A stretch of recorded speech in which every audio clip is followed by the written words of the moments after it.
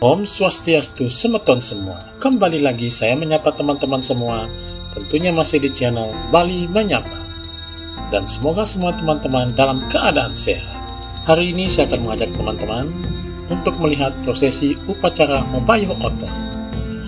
Upacara Mabayuh Oton merupakan salah satu upacara manusia yajna yang bertujuan untuk membebaskan manusia dari belenggu sadripu atau sifat-sifat keraksasaan yang dibawa sejak lahir.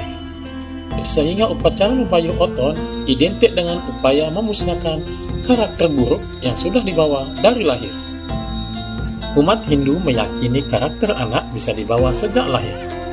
Apabila anak memiliki utang atau kapiutangan saat ia lahir, maka akan berdampak pada karakternya kelak ketika ia sudah dewasa.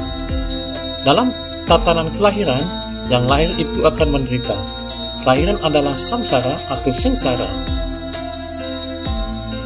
Guna memusnahkan karakter buruk yang sudah dibawa dari lahir itu, masyarakat Bali melakukan upacara Mabayuh Oton. Masyarakat Bali percaya dan berdasarkan pengalaman beberapa masyarakat, karakter anak itu setelah dibayuh berangsur menjadi lebih baik. Upacara Mabayuh Oton sebagai suatu kebudayaan karena merupakan nilai kearifan lokal atau lokal jenius masyarakat Bali yang sudah dipelihara dari masa nenek moyang.